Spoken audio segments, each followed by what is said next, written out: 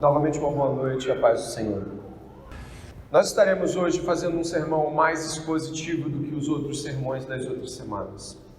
Como vocês podem ver, o texto assinalado contém 13 versículos e é obviamente mais fácil de trabalharmos ele paulatinamente, ou seja, um ponto após o outro. E eu peço que vocês, aqueles que gostam de copiar, de assinalar, possam ter certeza de que nós teremos muito a dizer.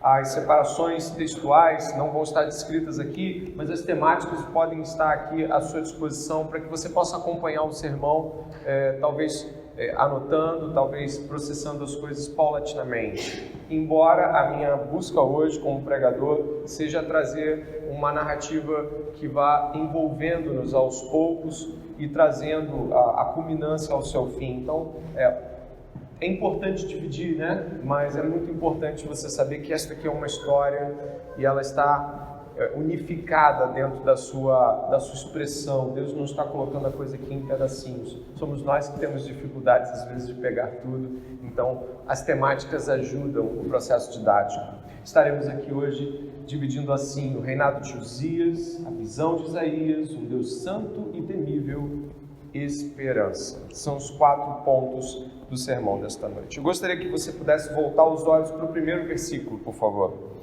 O primeiro versículo do capítulo 6 diz: no ano da morte de quem? Do rei Uzias. Eu vi o Senhor assentado sobre um alto e sublime trono, e as abas de suas vestes enchiam o templo. Pelo tempo que profetizou o profeta, devia ter por volta entre seus 25 e 28 anos. Ele ainda era jovem. Você consegue assinalar isso observando a lista de reis que no qual ele atuou, no período que ele atuou, no verso 1 do capítulo 1. Depois você olha, você vai ver uma série de reis que tornam pouco possível de que a idade dele chegue a 30 anos aqui, quando o rei Uzias morreu. O rei Uzias morreu no ano 740 a.C. É mais ou menos na mesma época quando Roma, ou a cidade de Roma, tem mais ou menos uma datação fundada. Era um período onde não havia uma nação extremamente dominante naquela região ali que envolvia Palestina, Europa. Ou seja, havia certa paz, não somente porque Uzias, o rei, conseguiu estabelecer exércitos fortes, mas também porque nenhuma nação estava se insurgindo contra a outra nos seus 52 anos de reinado. Reinado este que foi muito próspero, sim, e foi o reinado quase que o mais longo da história de Israel e Judá, só perdendo para Manassés com 55 anos de governo. Uzias, que você encontra no segundo livro de Crônicas como um rei que subiu ao trono com apenas 16 anos, conseguiu trazer uma prosperidade econômica que desde Salomão era sem precedentes. Ou seja, Salomão e aí Uzias, para você ver o tamanho que Uzias tinha dentro das perspectivas que a Bíblia coloca sobre ele. E no livro de Crônicas, capítulo 25, verso 27, diz que ele substituiu seu pai Amazias, que não fez o que era reto aos olhos do Senhor.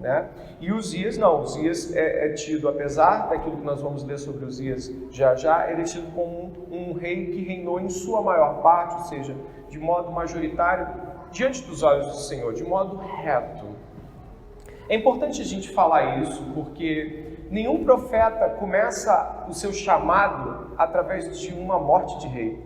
Sabe, é marcante imaginar que o profeta Isaías decidiu escrever isso e conectar isso ao seu chamado profético, porque esse é majoritariamente o tema central, o chamado de Isaías. Mas ele escolheu fazer essa conexão justamente pelo fato de que tanto o texto que nós vamos ler, quanto a própria narrativa que conta a história de Uzias, trazem significado ainda maior para a visão que Isaías tem. Só que, para que você tenha uma ideia, a gente vai ler um trecho aqui do segundo livro de Crônicas, no capítulo 26, onde você vai ter uma ideia um pouquinho maior do rei Uzias, e você vai entender a abrangência de seu governo. Dê uma olhada aqui, por favor. Em Jerusalém, ele fabricou máquinas inventadas por homens peritos que foram colocados nas torres e nos cantos das muralhas para atirarem flechas e grandes pedras. A fama de Uzias se espalhou até muito longe, porque ele foi maravilhosamente ajudado até se tornar muito poderoso. Mas depois que Uzias se tornou poderoso, o coração dele se exaltou para sua própria ruína. Ele cometeu uma transgressão contra o Senhor, seu Deus, pois entrou no templo do Senhor para queimar incenso no altar de incenso. Porém, o sacerdote Azarias entrou atrás dele, acompanhado de 80 sacerdotes do Senhor, homens de maior firmeza. Eles enfrentaram o rei Uzias e lhe disseram: não compete a você, Uzias, queimar incenso diante do Senhor, mas aos sacerdotes, filhos de Arão, que são consagrados para esse serviço. Saia do santuário, porque você cometeu uma transgressão. Isso não lhe trará honra da parte do Senhor Deus.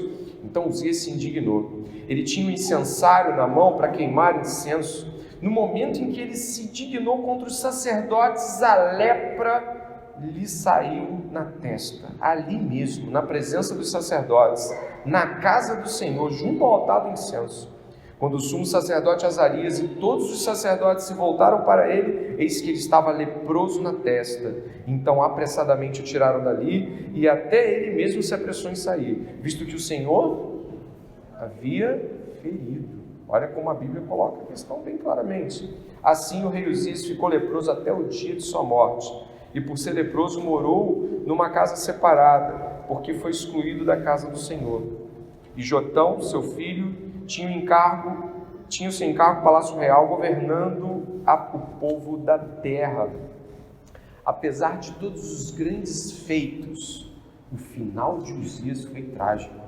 Ele teve lepra, e como nós sabemos, as leis de Israel exigiam que alguém que tivesse lepra ficasse isolado, ou ele ia para uma espécie de cidade de leprosos, fora dos arraiais de Israel, ou no caso do rei Uzias, ele ficou isolado, completamente distante de poder atuar efetivamente e até mesmo ir na casa do Senhor.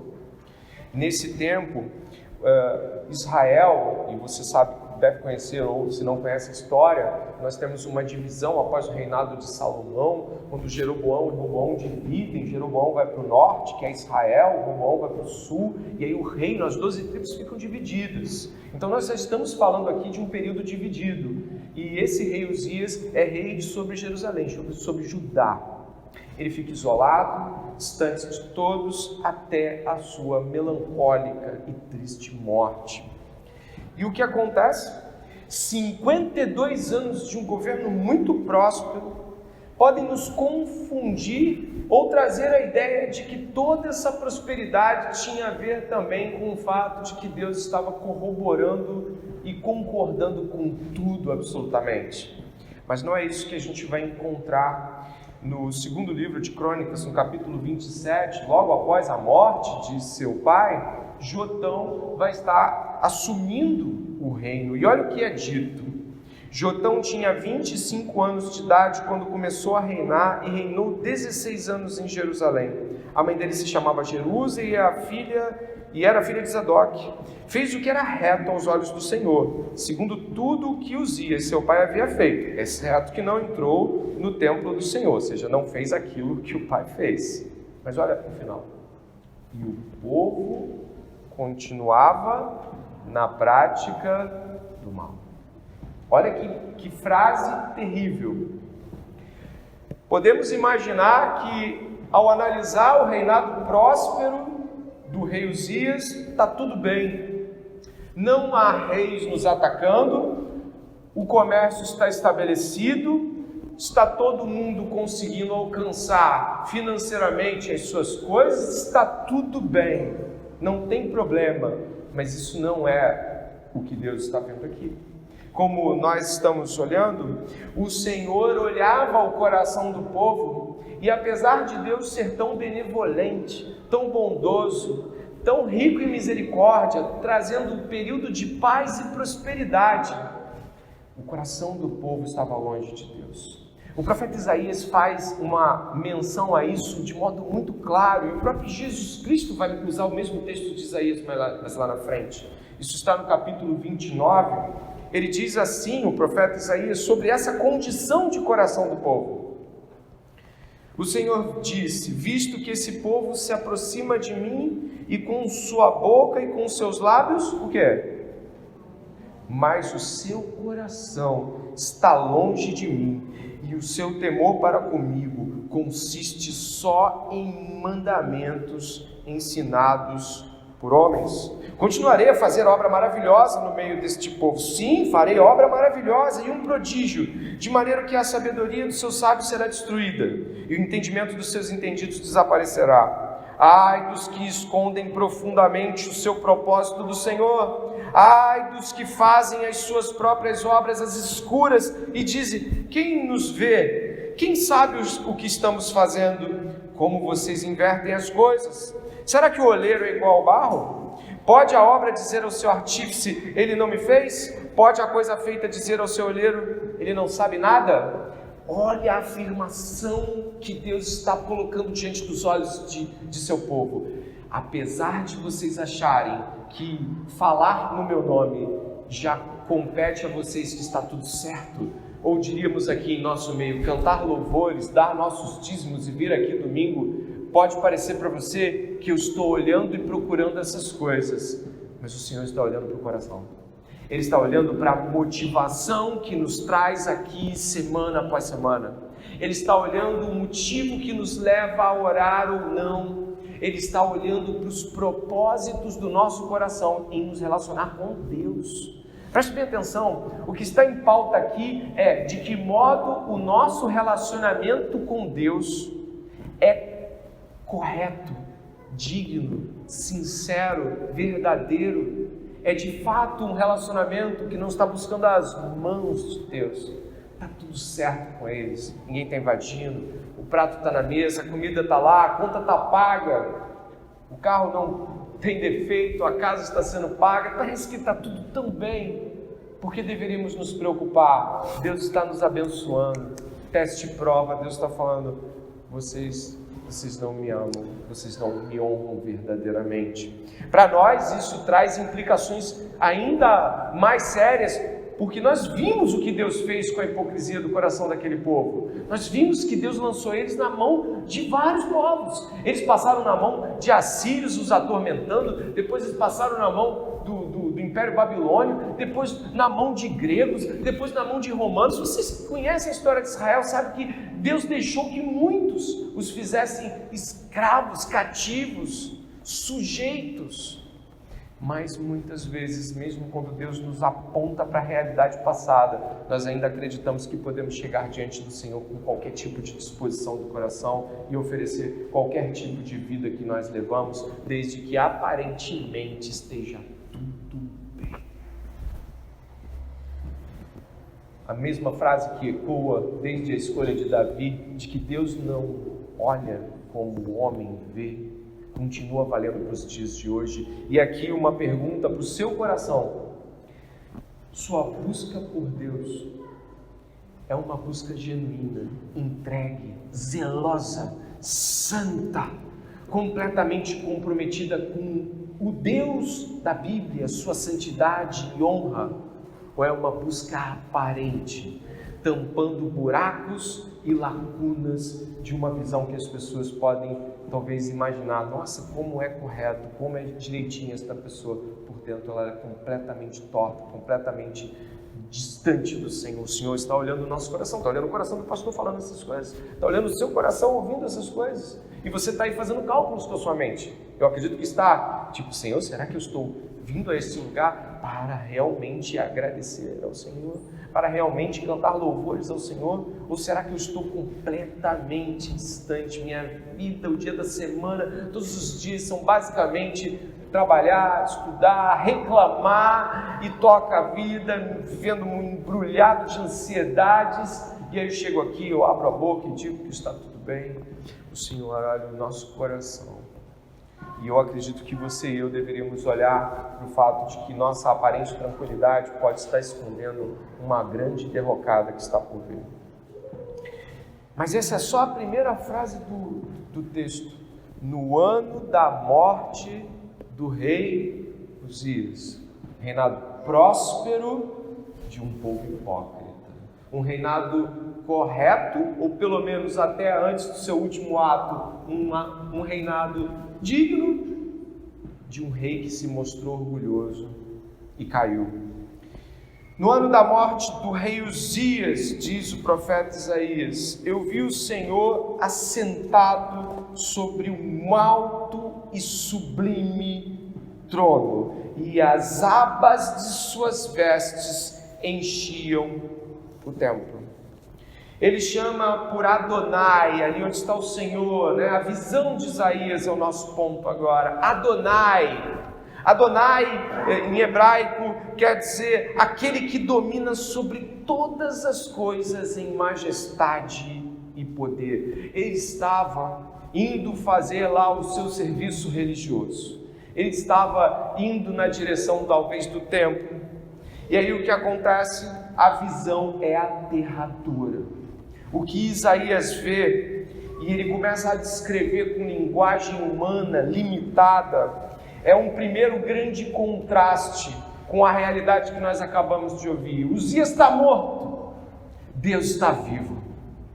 Uzias não está mais, Deus permanece. Salmo 90, verso 2, ele permanece de eternidade em eternidade. O nosso coração se inquieta, se perturba e se abala com os nossos reis. Quem será que vai entrar no que vem? Qual é o presidente?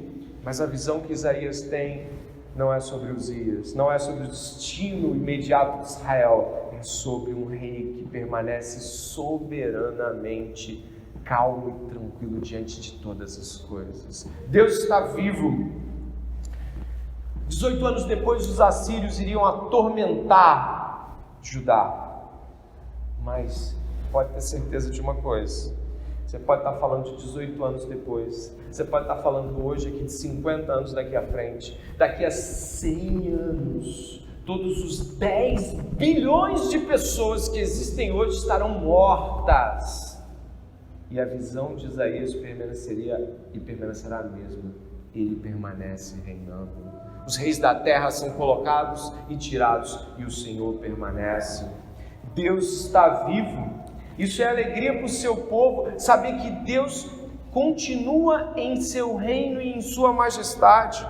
Eu gostaria que você avançasse e pensasse de que Ele está sentado num alto e sublime trono. Sabe o que significa? Significa que Deus tem autoridade, independente do que você pensa ou vê, independente dos problemas que cercam você, Deus está assentado em um trono de autoridade. Aqui existem duas palavras que são colocadas uma do lado da outra, em um alto, ou seja, Deus está acima de todos, e sublime ou exaltado, Deus está ali em um trono de exaltação. Obviamente que o nosso coração está sempre em inquietação, mas Deus está sentado com aquela autoridade de quem governa e está tranquilo com o seu próprio governo. A gente vai mais além aí, percebendo o que está ao redor disso, o vislumbre da grandeza. Perceba ainda no verso 1 que diz assim: e as abas de suas vestes enchiam o templo. Essas abas de suas vestes, as abas reais, eram a ponta. Eu quero que sua mente possa imaginar. Imagine um templo, porque o templo que Isaías está vendo, é claro que é o templo de Israel na mente dele, na visão dele. E ele está vendo que a ponta das vestes enche o templo. Ele não está dizendo que Deus coube no templo. Ele está dizendo que Deus apareceu dentro do templo e agora ele está lá e ele está vendo Deus inteiro. Ele está dizendo o seguinte: a ponta. Ele não está dizendo o manto todo, ele não está dizendo a roupa inteira, ele está dizendo a pontinha daquele ser gigantesco. A ponta da sua roupa enche o templo todo. Ele está falando de grandeza, ele está tendo um vislumbre da grandeza de Deus. Nós precisamos desse vislumbre da grandeza de Deus.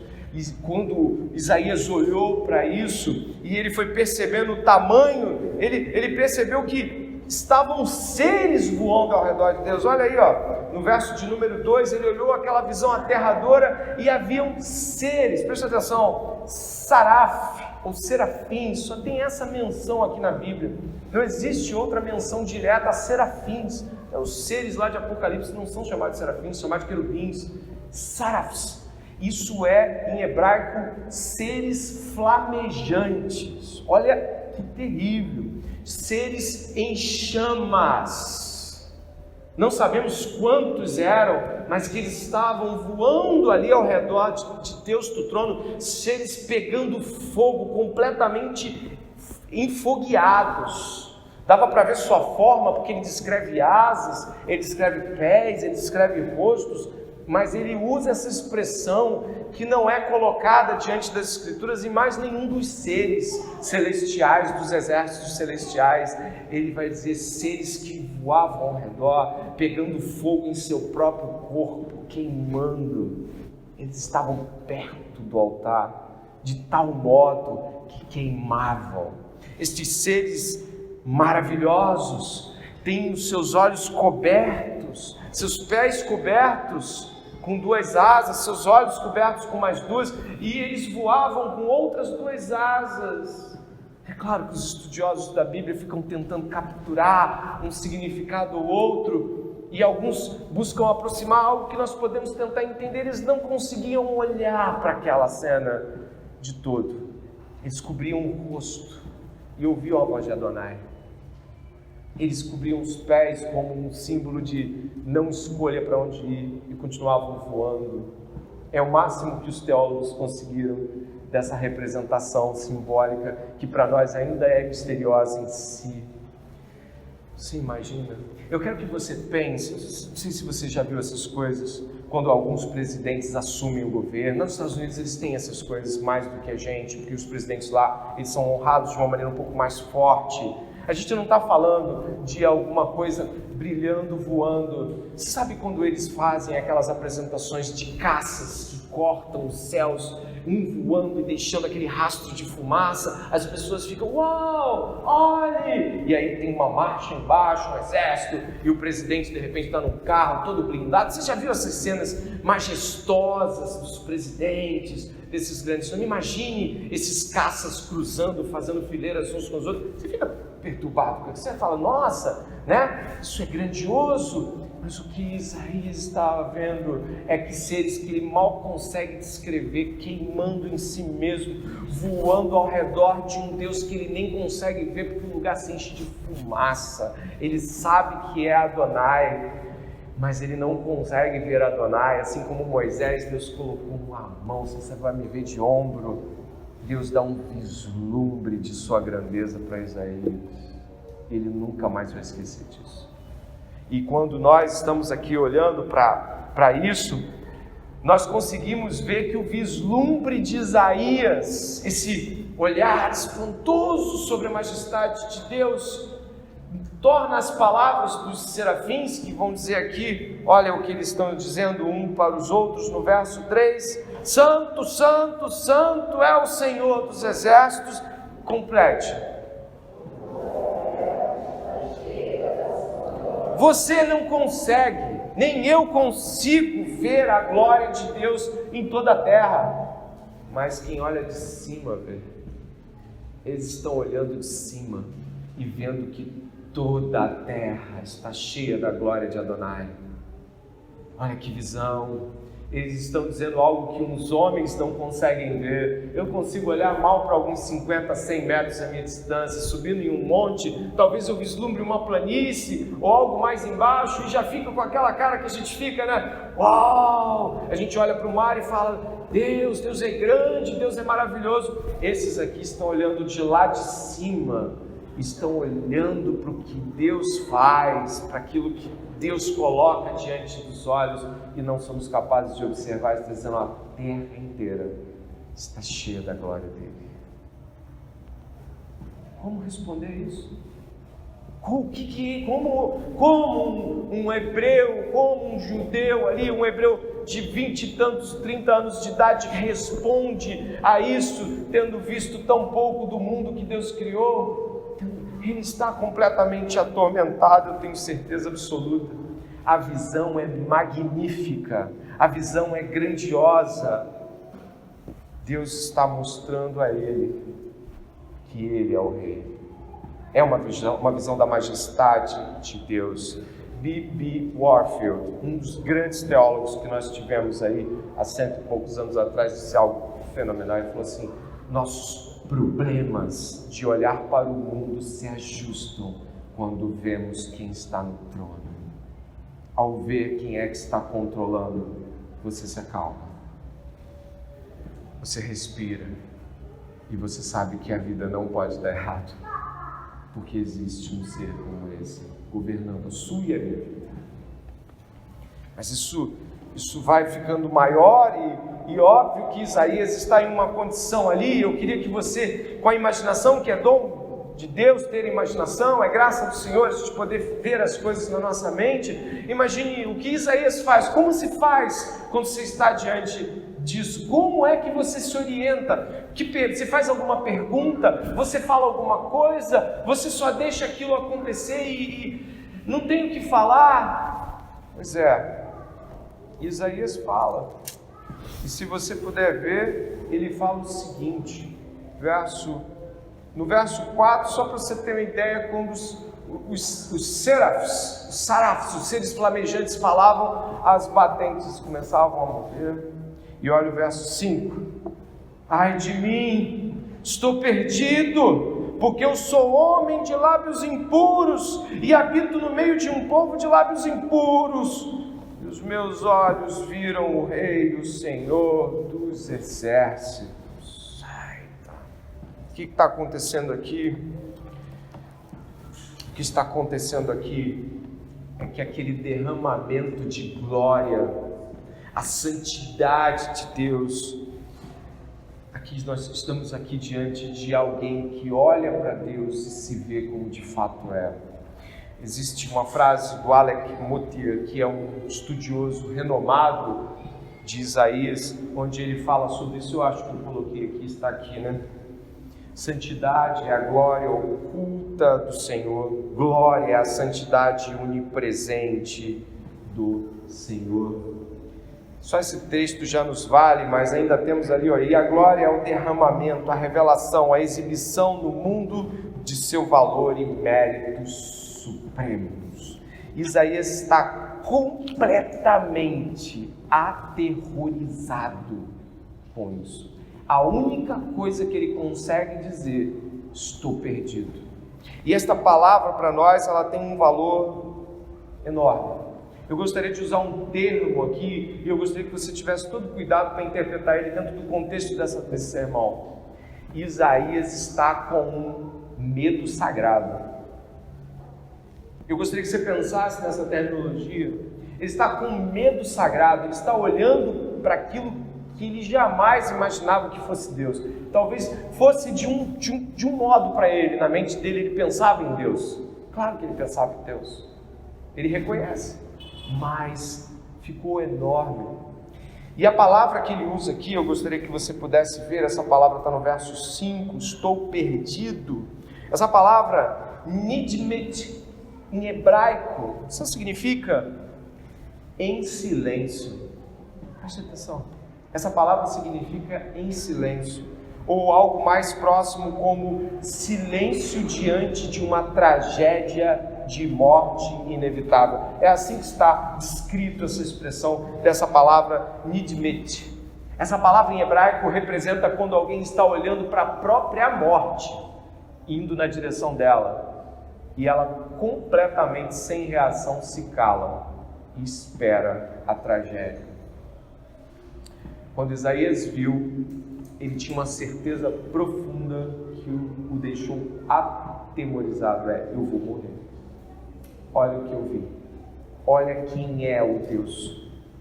E aí quando ele olha a santidade de Deus, que no Velho Testamento a expressão da ideia de santidade de Deus, ela abarca sim de que Deus é outro, de que Deus é separado, de que Deus é diferente de tudo que Ele criou, diferente de todos nós. Ele é separado, Ele é outro, mas também fala sobre a separação de Deus em relação ao pecado, a sua completa distinção em relação ao ato pecaminoso. Então, nós também entendemos que o que está acontecendo aqui é santo, santo, santo. E ele olha para si, pecador, pecador, pecador. Acabou para mim. Acabou para mim. E ele diz que está perdido.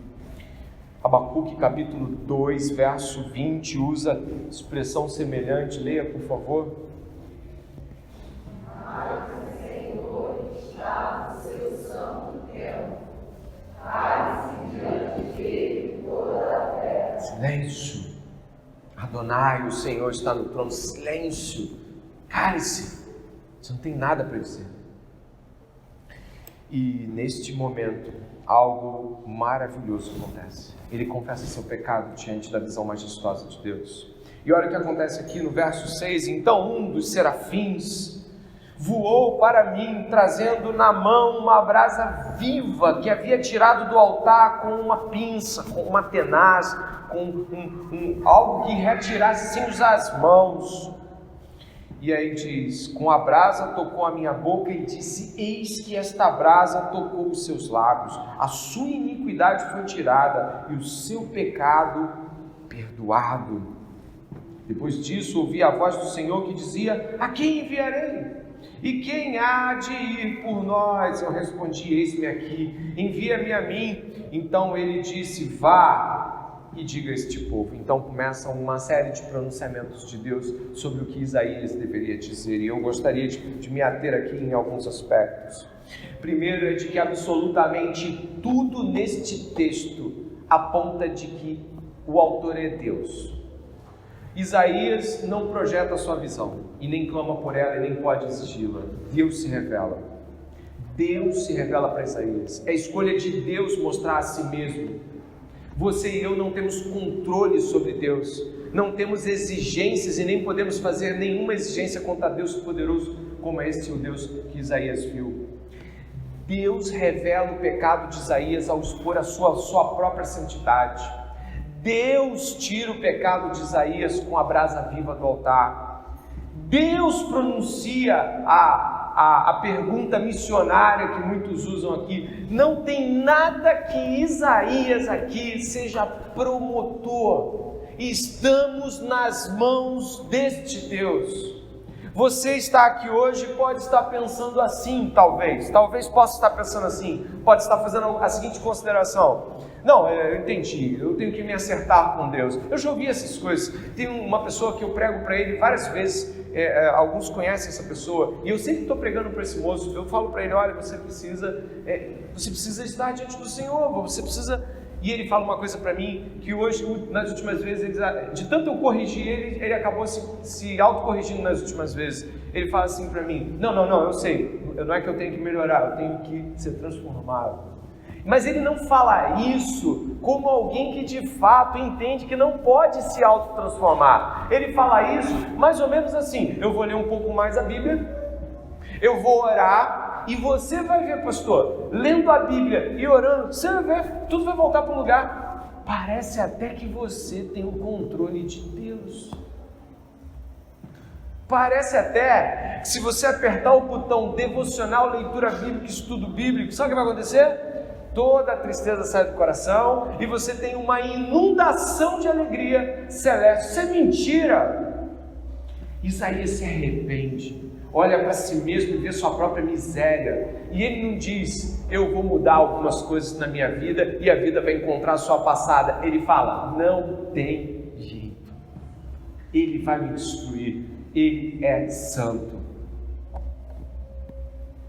Nós precisamos aqui hoje realmente discernir se quando Deus nos mostra sua grandiosidade, sua santidade, sua beleza e exige de nós mudança, se nós realmente ainda estamos acreditando que podemos fazer isso por nossas próprias vias.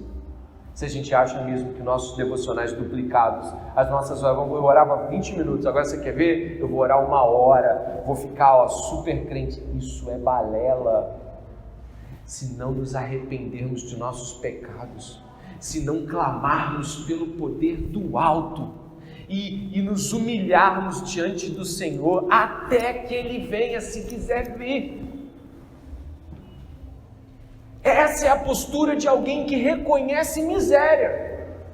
Essa é a postura de um camarada que estava lá nos palácios da vida, com uma erudição absurda, uma capacidade de escrita fenomenal, conhecedor das leis, e Deus chama esse homem e o coloca diante de sua própria miséria, que é o que muitos de nós evitamos, muitas vezes admitir. Somos totalmente miseráveis nas mãos de um Deus puro, santo, justo e soberano, e isso dá medo. Eu tenho medo,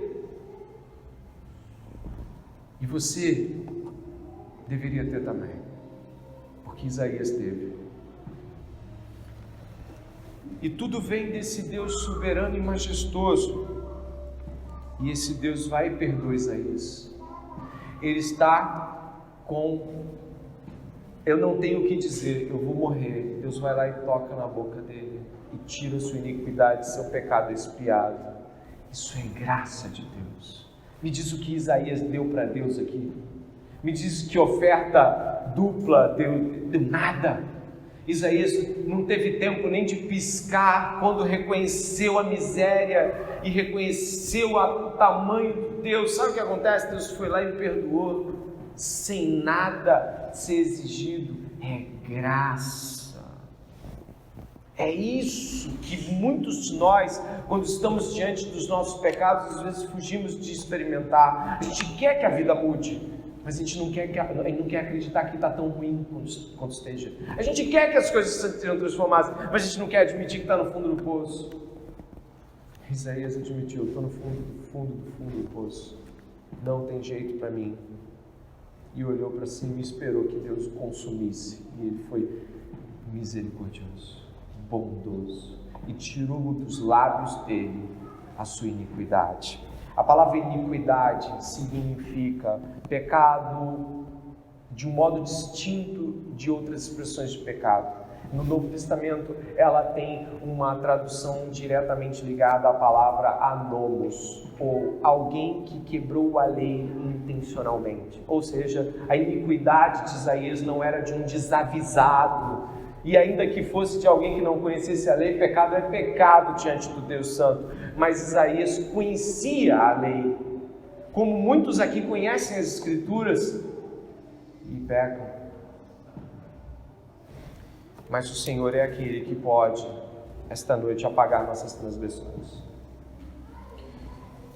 Avançando, irmãos, a visão de Isaías agora aponta para a realidade de uma missão. E olha, isso é diferente, porque o que você vai ler aqui é algo que é difícil de se imaginar como uma missão. É difícil que você imagine que Deus está te pedindo o que Isaías está sendo ordenado a fazer, porque nós imaginamos o ministério profético, nós imaginamos a vida ministerial como algo extremamente frutífero, algo extremamente belo, sabe?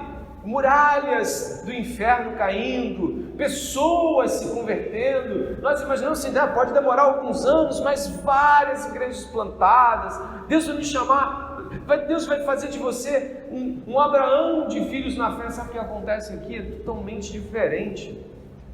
Deus chama Isaías para um ministério de condenação. Ele diz que o pecado do povo já está além do arrependimento e que ele vai pregar agora sem que eles ouçam. Olha que ministério esse de Isaías. O que é dito aqui é o seguinte, no verso 9: vai e diga a este povo: ouçam, mas sem entender, vejam, mas sem perceber. Torne insensível o coração deste povo, endureça-lhes os ouvidos e feche os olhos deles, para que não venham a ver com os olhos, ouvir com os ouvidos e entender com o coração, e se convertam e sejam curados. Isaías fica apavorado, porque imagine, o que Deus está falando não tem jeito mais para eles. Olha, essa pergunta de Isaías, ela quase que corta Deus. Deus está falando, até quando? Perguntei, olha aqui o verso 11, até quando, Senhor? Como? Mas eu vou pregar, ninguém vai ouvir, eu vou pregar, ninguém vai se converter, até quando? Deus vai mais ainda, e é mais contundente ainda na fala, até que as cidades estejam em ruínas, e fiquem sem habitantes, as casas fiquem sem moradores, a terra esteja em ruínas e devastada, e o Senhor afaste dela o povo, e no meio da terra sejam muitos os lugares abandonados. Mas se ainda ficar a 10ª parte dela, tornará-se destruída, como o terebinto e como o carvalho, dos quais depois de derrubados ainda fica o toco. Assim a semente santa será o seu toco. Deus está dizendo, vai ser derrubado. E se ainda ficar um pouco, eu vou derrubar esse pouco. Vai ser tudo arrasado. Não vai ter lugar para se morar, e esse povo vai ser totalmente arrasado e destruído. Eu pergunto para você que já leu o livro de Isaías ou o livro de Jeremias. Se você leu, você viu gente se convertendo? Mas isso foi escrito naquele tempo. E ainda assim, ouvindo de que Deus os destruiria, eles não buscaram arrependimento. As gotas d'água foram em Jeremias, que traz a mensagem junto com o juízo de Nabucodonosor. Aqui, só para que você tenha uma ideia do cinismo que o povo está, presta atenção no começo do sermão. Você lembra que as coisas estão bem. É difícil pregar para pessoas que não estão com tudo no fundo do poço, porque às vezes as pessoas que não estão com tudo no fundo do poço ainda se agarram. O trabalho está indo bem, meu casamento está indo bem, meus filhos estão com saúde, está tudo indo bem. Então as pessoas costumam tratar as palavras de Deus com menos intensidade. Está tudo bem. Já viu quando você prega para alguém e ela faz isso é pesado, né? Sabe aquele pesado, mas não tem nenhuma expressão? Isso é pesado, isso é forte. No capítulo 28, eu gostaria que você fosse até Isaías, capítulo 28, por favor. Você marca aí o capítulo 6, vai até o capítulo 28.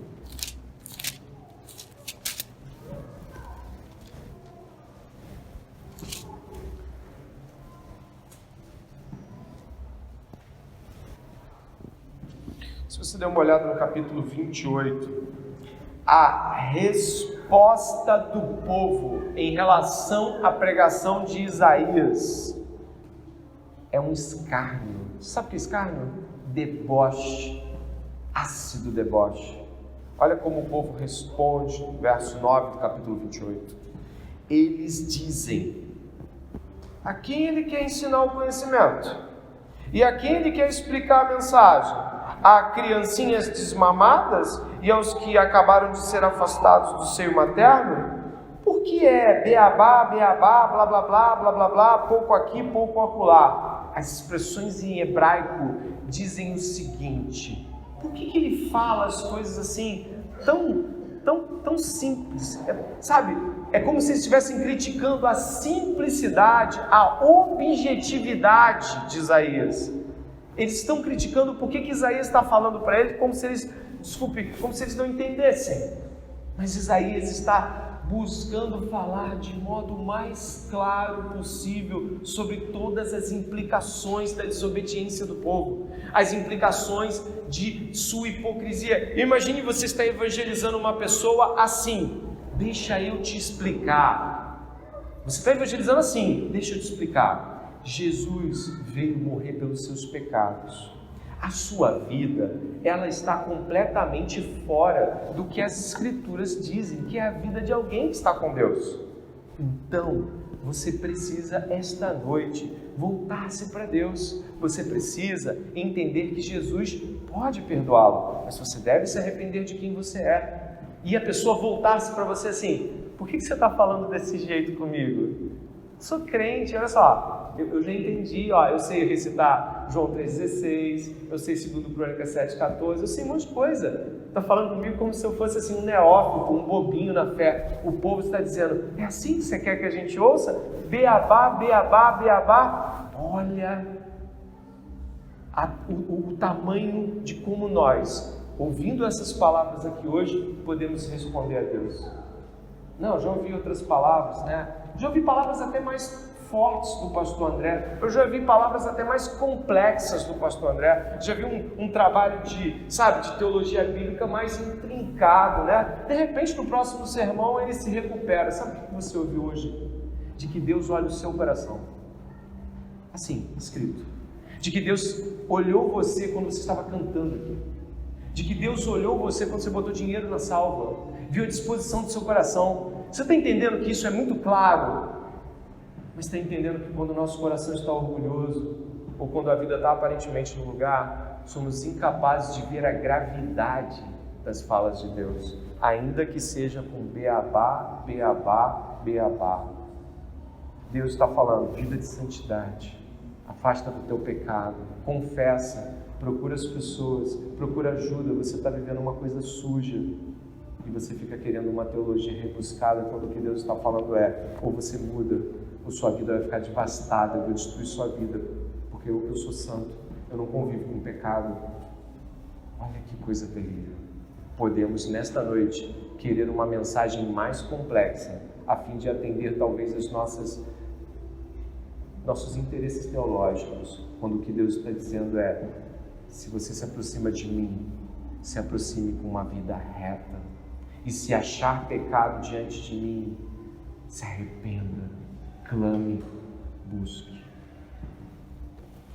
E quando nós estamos diante disso, é aterrador, mas existe uma esperança. Apesar de nós vermos isso, existe esperança. Eu gostaria que você pudesse, que você que marcou Isaías 6, fosse até João capítulo 12. Você pode ir até o Evangelho de João. Jesus vai estar citando Isaías 6. Talvez você nunca tenha lido desta forma ou tenha passado pelos teus olhos. Mas em João capítulo 12, Jesus está falando de Isaías capítulo 6.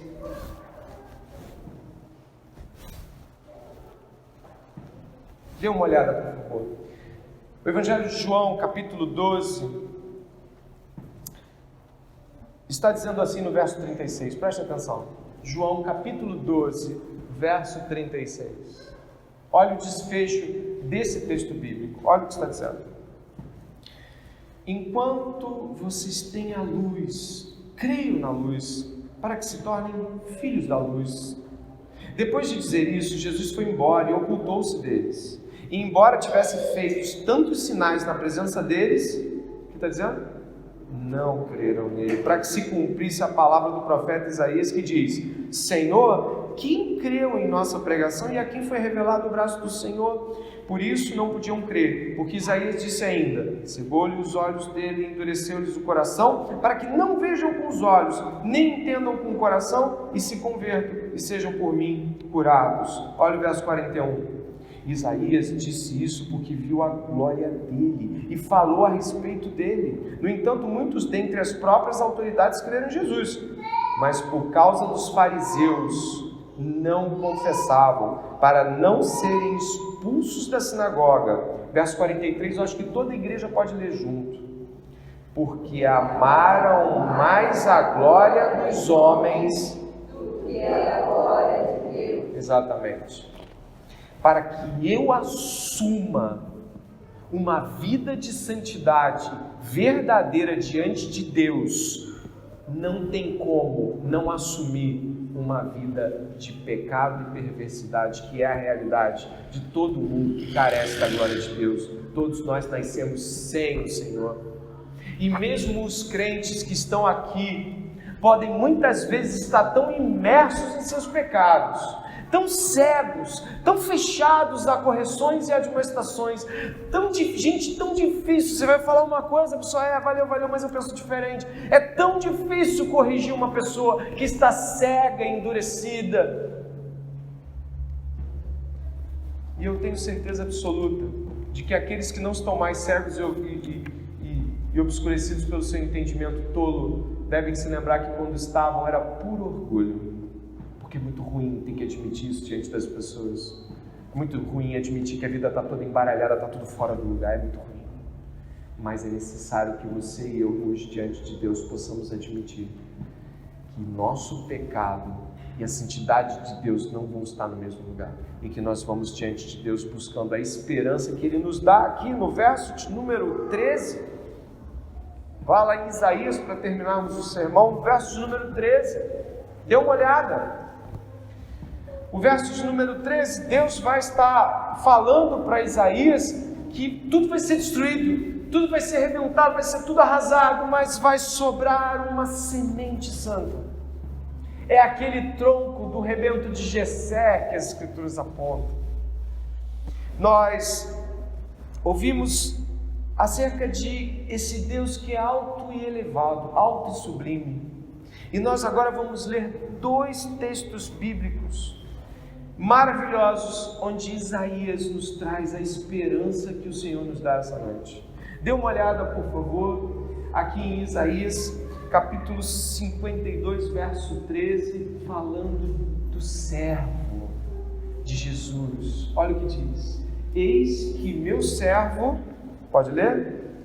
Deve agir com sabedoria, ele será alto e elevado, e será exaltado. É Jesus. São as mesmas palavras que são ditas sobre o trono de Deus, um alto e sublime, um alto e elevado trono. O servo do Senhor está hoje à direita de Deus Pai Todo-Poderoso, olhando por nós. E diz ainda, e esse é um texto daqueles que são âncoras para a nossa alma, a gente deve se agarrar a um texto como esse de Isaías 57, verso 15. Esse texto está aí não? Não tem problema, eu vou ler em voz alta e você marca na sua Bíblia. Olha o que diz o Senhor em Isaías 57, 15. Assim diz aquele que é elevado e exaltado, que habita a eternidade, cujo nome é santo. Olha o que ele diz: eu habito no lugar alto e santo, e também com aquele que é contrito e humilde de espírito, para reavivar o espírito dos humildes e reavivar o coração dos contritos. Aquele mesmo que habita num alto e sublime trono, desce e habita com aqueles que estão com o coração completamente destruído pelos seus pecados, humilhados, pedindo a Deus que tenha misericórdia diante do que são, do que não são diante de Deus, da sua vida miserável. Está nas Escrituras de que este Deus majestoso desce até nós e fala conosco em meio à nossa miséria.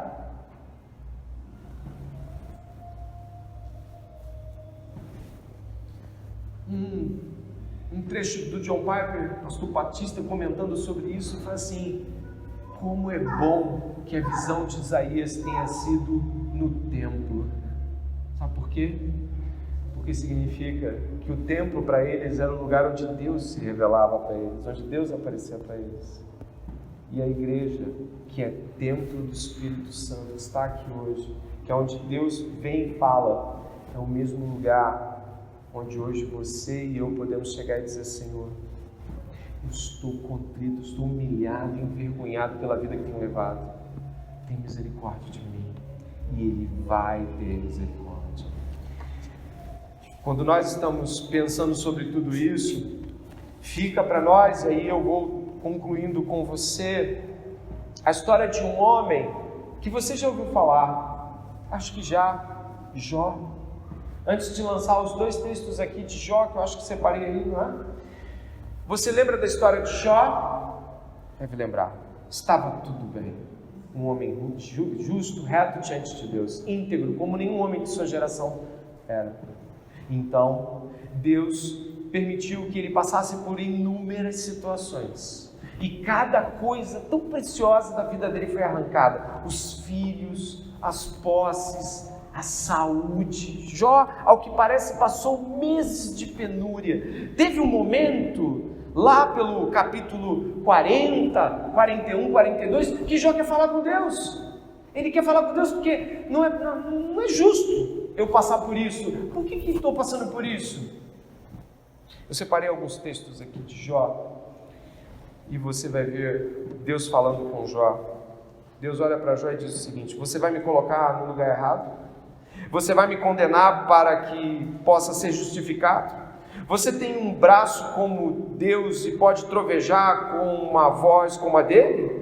Vista-se com majestade e dignidade, vista-se de glória e esplendor.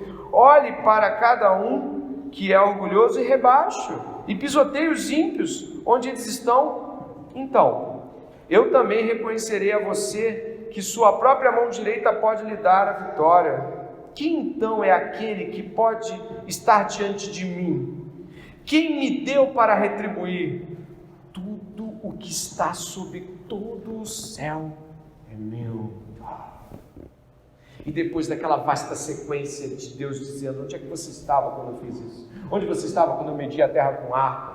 Como é? Se você ajunta os pássaros, os animais, é você quem desmama eles? É você quem faz isso? Me diz se você consegue. E Deus começa a fazer perguntas. E Jó não tem o que dizer. Ele se cala diante da ignorância de tentar colocar Deus em um banco de julgamento ou minimamente questioná-lo quanto ao que ele estava passando.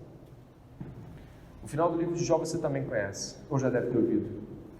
Ele diz assim: portanto eu disse o que eu não entendia, coisas maravilhosas demais para mim que eu não sabia.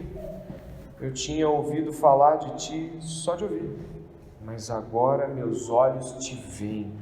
Portanto eu me desprezo e me arrependo no pó. Quando a nossa visão de Deus é realmente do Deus no trono, do Deus grandioso, cercado de seres gigantescos voando ao redor dele em chamas, nós nos derretemos por dentro. Nós olhamos para a nossa miséria e pequeneza e só podemos clamar por misericórdia. Quem reclama da vida está reclamando de Deus. Quem está dizendo que a vida podia ser diferente do ponto de vista de não contentamento, está botando um dedo diante de Deus e dizendo que ele poderia julgar e controlar o mundo de um modo melhor. Então, esta noite, você que está aqui diante de Deus, assim como eu, deve reconhecer a miséria e a necessidade imensa de pedir que Deus te refaça do pó e das cinzas e te coloque diante dele, que você e eu possamos achar misericórdia e favor diante de Deus hoje, e que o Espírito Santo esteja agora nos movendo para uma vida de arrependimento de verdade, ao invés de um papinho, uma conversinha de não, a vida vou melhorar, vou começar a ler um pouco mais de Bíblia, sabe, pastor, pode deixar, estou gostando da igreja, pastor, olha aí, que legal, vamos parar com isso. Estamos diante de um Deus e não tem barganha, não tem papo, é joelho no chão e tem misericórdia de mim. E tenha misericórdia de nós, Senhor, esta noite. Ore comigo, por favor.